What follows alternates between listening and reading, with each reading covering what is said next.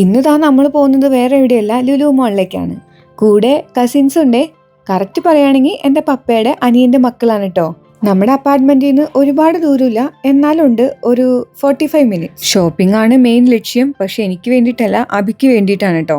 അരുൺചേട്ടൻ്റെ കല്യാണം അങ്ങ് എത്തി.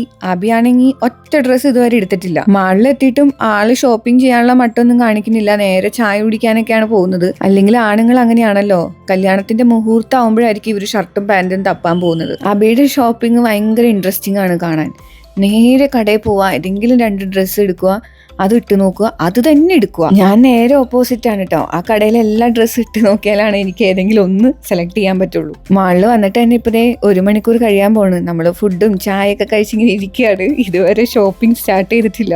ഞാൻ എനിക്ക് വേണ്ടി ചൂസ് ചെയ്തത് ലോഡർ ഫ്രൈസ് ആണ് കേട്ടോ. അവരൊക്കെ കഴിച്ചത് ബർഗറാണ്. ഞാൻ അബിയോട് പറയായിരുന്നു ഇന്ന് കാക്ക മലന്ന് പറക്കുന്നു. കാരണം എന്താന്ന് വെച്ചാൽ ഇന്ന് 5-6 മണിക്കൂർ എടുത്തിട്ടാണ് ആള് ഷോപ്പ് ചെയ്തത്. പക്ഷെ ഞാൻ ക്ഷമയോടെ കാത്തിരുന്നു. കാരണം ആണ്ടിലൊരിക്കൽ ഇങ്ങനെ സംഭവിക്കാറുള്ളൂ. ആ കടയിലുള്ള മിക്ക പാൻസും ഷർട്ടും അബി ട്രൈ ചെയ്ത് നോക്കിയിട്ടുണ്ടാവും. കൂടുതൽ വിശേഷങ്ങൾ ഞാൻ നെക്സ്റ്റ് വീഡിയോയിൽ അപ്ലോഡ് ചെയ്യാം. അപ്പൊ ശരി, പിന്നെ കാണാം. ബൈ.